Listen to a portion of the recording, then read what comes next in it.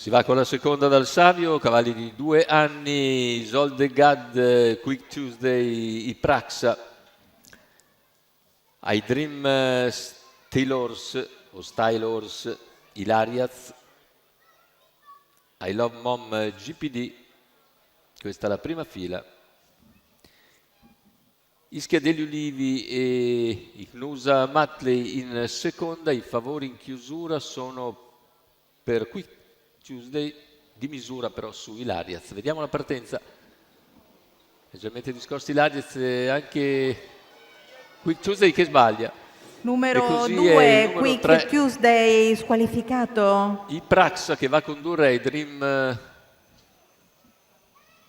Style Horse, cerca di accodarsi in seconda posizione, lo fa dopo 150 metri di gara, riuscendo a tagliare fuori I Love Mom, e i primi 200 se ne vanno in 15 e 8, e a questo punto c'è la progressione esterna da parte di Ilariaz. Ilariaz progredisce gradualmente, si porta Ripetiamo, numero 2, prime, Quick Tuesday squalificato. ma finisce con lo sbagliare. Dopo 400 metri di gara si rimette anche abbastanza in fretta, ma è ancora a una ventina di metri ora dalla testa.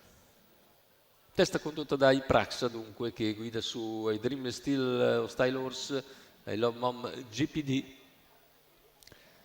Percorsi esterni invece Isoldegad si muove mentre cerca di ritornare anche Ilariaz. Squalifiche invece per Quick Tuesday ovviamente, e in terza pariglia esterna c'è Ischia degli Ulivi.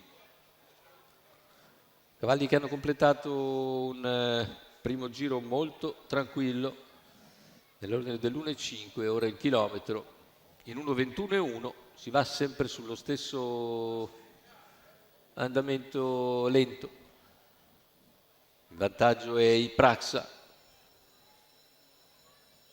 seconda posizione all'esterno per Isoldegad, alla corda c'è il Dream Style Horse, mentre in terza viene nuovamente via Cattivi Ilariaz,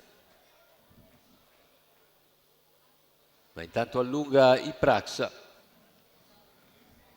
Ipraxa accelera nei 100 finali, c'è però la sortita esterna da parte di I Dream Style, soprattutto quella di Ilariaz, che torna aggressiva e passa per vincere.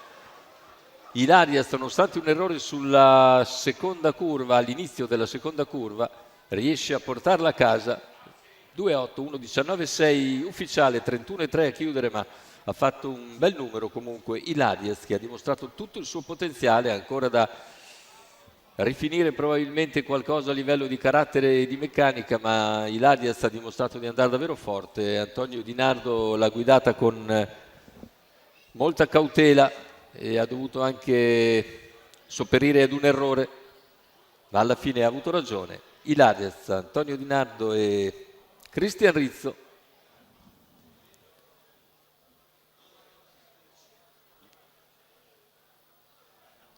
E la scuderia Ciocolindo.